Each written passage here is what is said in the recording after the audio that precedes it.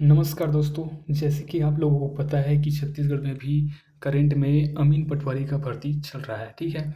तो उसके चलते आपके पास लगभग 2 महीने का समय बचा है, जिसमें आप एक बुक तो कवर नहीं कर पाओगे क्योंकि उसमें 17-18 टॉपिक होते हैं बुक में। तो ये बुक कवर करना आपके लिए थोड़ा मुश्किल हो जाएगा 2 महीने में, है ना? तो 2 महीने में आप क्या करेंगे, तो आप सबसे ज़्यादा प्रैक्टिस सेट पे फ़ोकस करेंगे ताकि आपका स्कोर अच्छा हो जाए, है ना? प्रैक्टिस सेट पे फ़ोकस करेंगे, उसके लिए आपको एमसीक्यू चाहिए।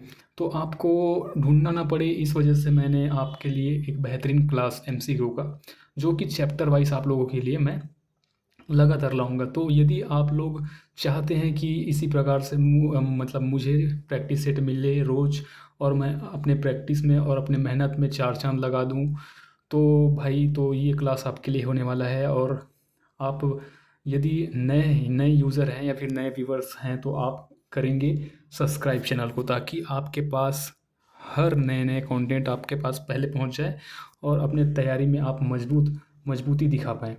क्योंकि प्रैक्टिस सेट ऐसा चीज़ है जिसके ज़रिए आप अपने स्कोर इंक्रीज़ कर सकते हैं। बहुत ज़्यादा इंक्रीज़ कर सकते हैं, जितना चाहो आप इंक्रीज़ कर सकते हो प्रैक्टिस सेट के ज़रिए। तो ये सिर्फ़ अमीन पटवारी या छत्तीसगढ़ से रिलेटेड क्लास नहीं है, क्योंकि ये जो कंप्यूटर क्लास है, हर फ़ील्ड में जितने जो भी क्षेत्र में कंप्यूटर पूछा जाता है, वो हर एक मतलब वैकेंसी हर एक पोस्ट के लिए अवेलेबल है ये क्लास। तो चलिए हम शुरू करते हैं, ज़्यादा टाइम नहीं लेंगे अपने क्वेश्चन की ओर बढ़ने के लिए। तो अपने क्वेश्चन की ओर बढ़ते हैं। यदि आप इस चैनल पे नए हैं तो प्लीज़ सब्सक्राइब कर लीजिएगा, ये आपके लिए ही बेनिफिट है सब्सक्राइब अगर कर लेंगे तो। तो चलते हैं अपने क्वेश्चन की ओर भाई, और क्वेश्चन देखते हैं फिर। क्वेश्चन का लेवल उतना हार्ड नहीं है और मीडियम है क्वेश्चन, क्योंकि आपको यदि बेसिक बेसिक नॉलेज है क्वेश्चन से, तो आप व्यापम कैसे भी क्वेश्चन पूछे कूट में आप उसको इजीली सॉल्व कर सकते हो, क्योंकि छोटे छोटे इकाइयों से ही बड़े यूनिट बनते हैं, आपको पता है। ठीक है, तो चलिए स्टार्ट करते हैं अपनी क्लास को और देखते हैं क्वेश्चन। ठीक है, तो सबसे पहला क्वेश्चन है, इनमें से कौन एक आउटपुट डिवाइस का उदाहरण नहीं है? तो ऑप्शन है मॉनिटर, प्लॉटर, प्रिंटर और कीबोर्ड। तो जैसे कि आपको पता है कि ये जो तीनों हैं, मॉनिटर, प्लॉटर, प्रिंटर, ये आपका आउटपुट डिवाइस है और केवल कीबोर्ड आपका इनपुट डिवाइस है। तो सही आंसर आपका कीबोर्ड हो जाएगा। ठीक है भाई। उसके बाद हमने देखते हैं नेक्स्ट क्वेश्चन। अगला क्वेश्चन की ओर बढ़ते हैं। तो खाली स्थान यूनिट मनुष्य द्वारा समझे जाने वाले डाटा और प्रोग्रामों को ऐसी रूप में बदल देती है जिसे कंप्यूटर प्रोसेस कर सकता है। तो दूसरा क्वेश्चन का ऑप्शन है, आपका देखेंगे printing, solid state, input, output. तो यहाँ पर आपका जो सही आंसर हो जाएगा वो हो जाएगा आपका इनपुट। इनपुट आपका यहाँ पर सही आंसर हो जाएगा। उसके बाद अगले क्वेश्चन के हम देखते हैं। अगले क्वेश्चन देखते हैं। तो इनमें से कौन सा प्रोजेक्टर का प्रकार नहीं, यहाँ पर क्वेश्चन है कि इनमें से कौन सा प्रोजेक्टर का प्रकार नहीं है। तो यहाँ पर आपको क्वेश्चन ऑप्शन है video projector, slide projector, grey scale projector, move projector. तो यहाँ पर सही आंसर हो जाएगा ग्रे स्केल प्रोजेक्टर, जो कि ये प्रोजेक्टर का प्रकार नहीं है। ठीक है, बाकी सब प्रोजेक्टर का प्रकार है। उसके बाद बात करते हैं अगले क्वेश्चन की। तो अगले क्वेश्चन है, चौथा क्वेश्चन में देखते हैं, निम्न में क्या कंप्यूटर सिस्टम के कार्य करने के लिए सर्वाधिक जरूरी है? मतलब क्या चीज़ ज़रूरी होता है कंप्यूटर सिस्टम में काम करने के लिए? तो यहाँ पर आपके पास ऑप्शन है इनपुट, आउटपुट इकाई, स्टोरेज सिस्टम, मॉनिटर। ठीक है, तो यहाँ पर आपका सही आंसर जो हो जाएगा वो हो जाएगा आपका आउटपुट इकाई। ठीक है भाई, सॉरी इनपुट इकाई यहाँ पर आपका सही आंसर हो जाएगा, क्योंकि जब तक हम इनपुट नहीं करेंगे तो हमारे पास जो है आउटपुट नहीं मिलेगा और हमें सही डाटा प्राप्त नहीं होगा कंप्यूटर के ज़रिए। ठीक है, तो यहाँ पर आपका सही आंसर हो जाएगा इनपुट इकाई। ठीक है, उसके बाद अगले क्वेश्चन की हम बात करेंगे। अगला क्वेश्चन है, वे उपकरण जिनके द्वारा कंप्यूटर से प्राप्त परिणाम को प्राप्त किया जाता है खाली स्थान डिवाइसेस कहलाती है। तो यहाँ पर आपका ऑप्शन है इनपुट डिवाइस, आउटपुट डिवाइस और इनडायरेक्ट डिवाइस। उपयुक्त में से कोई नहीं। तो यहाँ पर आपका सही आंसर हो जाएगा आउटपुट डिवाइस, आउटपुट डिवाइसेस, जिसके द्वारा कंप्यूटर से हम परिणाम प्राप्त करते हैं, है ना? या फिर अदर उपकरण से, जैसे प्रिंटर से प्राप्त करते हैं। प्रिंटर भी एक आउटपुट डिवाइस है, प्रिंटर से हम प्रिंट प्राप्त करते हैं। स्पीकर हो जाएगा, वो भी आपका आउटपुट डिवाइस है। तो ये सभी आपके आउटपुट उपकरण हैं जिनसे हमें आउटपुट प्रदान होता है। ठीक है, तो अगले क्वेश्चन की हम बात करेंगे। अगला क्वेश्चन है आपका, निम्न में इनपुट आउटपुट तथा प्रोसेसिंग डिवाइस मिलकर क्या निरूपित करता है। ठीक है, ये इनपुट और आउटपुट और प्रोसेसिंग मिलकर के आपको क्या बताता है, ये कह रहा है। ठीक है, तो ये क्या कहता है कि मोबाइल डिवाइस कहता है, या सर्किट बोर्ड कहता है, या कंप्यूटर सिस्टम कहता है, या इंफॉर्मेशन प्रोसेसिंग साइकिल आपको बताता है। तो यहाँ पर ऑप्शन यहाँ पर 4 है, तो इसमें से आपका सही आंसर जो हो जाएगा वो हो जाएगा कंप्यूटर सिस्टम। ठीक है भाई, कंप्यूटर सिस्टम, कंप्यूटर में होता है, देखे होंगे आप, इनपुट डिवाइस भी होता है, आउटपुट डिवाइस होता है और प्रोसेसिंग भी होता है सीपीयू के ज़रिए। ठीक है, तो यहाँ पर सही आंसर क्या हो जाएगा, कंप्यूटर सिस्टम। उसके बाद अगला क्वेश्चन की हम बात करते हैं। तो अगला क्वेश्चन हो जाएगा आपका, निम्न में से कौन धातु या प्लास्टिक केस है जो कंप्यूटर के भौतिक भागों को रखता है। ठीक है भाई, तो यहाँ पर क्वेश्चन है, निम्न में से कौन धातु या प्लास्टिक केस है ना, धातु या प्लास्टिक केस की यहाँ पर बात कर रहे हैं। तो यहाँ पर आपके पास ऑप्शन है system unit, CPU, main frame, platform. तो यहाँ पर आपका जो सही आंसर हो जाएगा वो हो जाएगा आपका सिस्टम यूनिट हो जाएगा। ये होता है आपका धातु या प्लास्टिक के बने होते हैं सिस्टम यूनिट, जो कि बहुत सारे पार्ट होते हैं, जैसे कीबोर्ड, माउस, प्रिंटर, आपका मॉनिटर, सीपीयू, ये सभी मिलकर के आप एक क्या होता है, सिस्टम बनता है। ठीक है, तो यहाँ पर करेक्ट आंसर हो जाएगा सिस्टम यूनिट। फिर अगला क्वेश्चन देखते हैं, किसी कंप्यूटर के सीपीयू के भाग हैं, है ना, किसी कंप्यूटर के सीपीयू के भाग हैं इनपुट, ऑप्शन यहाँ पर है इनपुट, आउटपुट और प्रोसेसिंग। दूसरा ऑप्शन है कंट्रोल यूनिट, प्राइमरी स्टोरेज व सेकेंडरी स्टोरेज।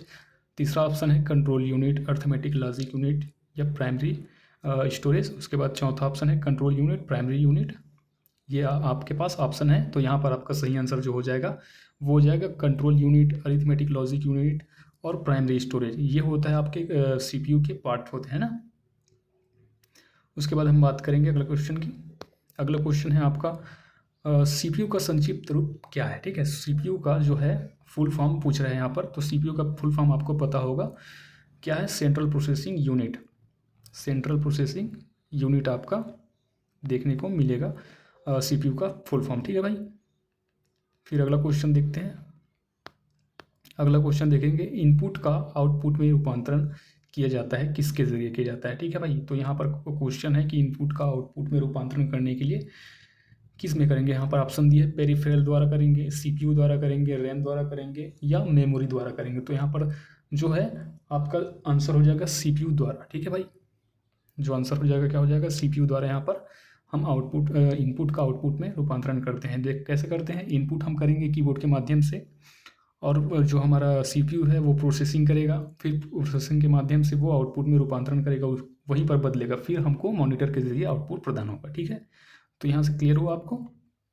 फिर अगला क्वेश्चन की ओर बढ़ते हैं। अगले क्वेश्चन क्या कहते हैं कि निम्न में से सीपीयू का कौन सा कार्य है। यहाँ पर सीपीयू का कार्य पूछ रहा है। ठीक है, तो क्या सीपीयू का कार्य डिलीट करना है, प्रोसेसिंग करना है, ऑप्शन दिया है करप्ट करना या फिर एडिट करना। तो यहाँ पर आपका सही आंसर जो हो जाएगा वो हो जाएगा प्रोसेसिंग करना। ठीक है भाई, प्रोसेसिंग करना यहाँ पर आपका सही आंसर हो जाएगा।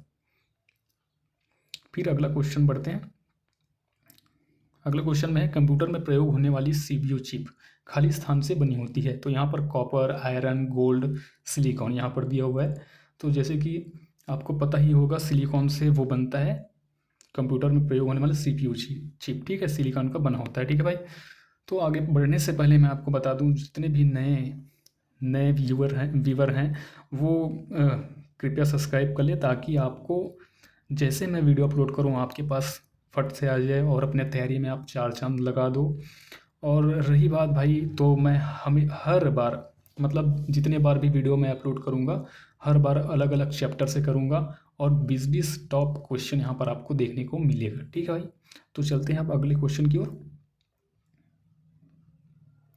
अगले क्वेश्चन की ओर 13 नंबर का क्वेश्चन देखते हैं। कंप्यूटर की कौन सी यूनिट मेमोरी तथा अरिथमेटिक लॉजिक यूनिट के मध्य संचार में मदद करती है। तो यहाँ पर देखो कौन सी यूनिट मेमोरी तथा अरिथमेटिक लॉजिक यूनिट के मध्य संचार में मदद करती है। तो यहाँ पर ऑप्शन है CMU, CRU, CPU, UPS। तो UPS तो आपको पता होगा, UPS तो आंसर नहीं हो सकता, क्योंकि UPS एक होता है आपका जैसे लाइट चला जाए, बिजली कट जाए, तो यहाँ पर थोड़ा बहुत चार्ज रहता है इसमें, तो वो कंप्यूटर को बिजली प्रदान करता है UPS। ठीक है, तो यहाँ पर जो सही आंसर हो जाएगा वो हो जाएगा CPU। ठीक है भाई, फिर अगले क्वेश्चन की ओर बढ़ते हैं। 14वें नंबर का क्वेश्चन, प्रोसेसर में एक कंट्रोल यूनिट और एक खाली स्थान शामिल होता है। क्या शामिल होता है भाई, यहाँ पर वही पूछ रहा है। तो यहाँ पर ऑप्शन है control unit, RAM, arithmetic logic unit, ROM. ठीक है, तो यहाँ पर जो आपका सही आंसर हो जाएगा वो हो जाएगा अरिथमेटिक लॉजिक यूनिट, जो कि कंट्रोल यूनिट और एक अरिथमेटिक लॉजिक यूनिट होता है प्रोसेसर में। ठीक है भाई। उसके बाद हम बात करते हैं अगला क्वेश्चन की। अगले क्वेश्चन है, वह कौन सी डिवाइस होती है जो हमारे निर्देशों या आदेशों को कंप्यूटर के मस्तिष्क तक पहुंचाने का काम करता है। ठीक है, तो output device, input device, monitor या प्रिंटर। यहाँ पर आपके पास ऑप्शन है, 4 ऑप्शन है, आउटपुट डिवाइस, इनपुट डिवाइस और है आपका मॉनिटर और प्रिंटर। तो यहाँ आप सही आंसर जो हो जाएगा वो हो जाएगा इनपुट डिवाइस यहाँ पर। ठीक है भाई, जो है हम जब इनपुट करते हैं तो प्रोसेसिंग के ज़रिए आपका कंप्यूटर के मस्तिष्क तक पहुंचाने का काम करता है इनपुट। ठीक है, उसके बाद अगला क्वेश्चन की हम बात करेंगे। अगला क्वेश्चन क्या है, अगला क्वेश्चन है आपका ALU। ठीक है, ALU के मुख्य फंक्शन का क्या कार्य होता है। ALU का फुल फॉर्म क्या होता है भाई, अरिथमेटिक लॉजिक यूनिट। ठीक है, अरिथमेटिक लॉजिक यूनिट जो होता है वो ALU का फुल फॉर्म होता है ना। तो ये जो इसका सही आंसर हो जाएगा वो क्या हो जाएगा, अरिथमेटिक और लॉजिक ऑपरेटर को प्रदर्शित करने का काम करता है क्या, मुख्य फंक्शन। ALU का मुख्य फंक्शन है। ठीक है, उसके बाद अगला क्वेश्चन देखते हैं भाई। तो अगला क्वेश्चन है OCR का प्रयोग। OCR का प्रयोग यहाँ पर देखेंगे। OCR का फुल फॉर्म होता है भाई आपका ऑप्टिकल कैरेक्टर रिकॉग्निशन। ठीक है भाई, यहाँ पर आपका OCR का फुल फॉर्म होता है। तो खाली स्थान का प्रयोग खाली स्थान के लिए किया जाता है। तो यहाँ पर जो सही ऑप्शन यहाँ हो जाएगा, चुंबकीय स्याही के कैरेक्टर को पढ़ने के लिए किया जाता है क्या, एक विशेष प्रकार के चिन्ह या अक्षर को पढ़ने के लिए किया जाता है क्या, बार कोड रीड करने के लिए किया जाता है क्या, या पैसे जमा या निकालने के लिए किया जाता है क्या। तो यहाँ पर आपका सही जो आंसर हो जाएगा वो हो जाएगा भाई एक विशेष प्रकार के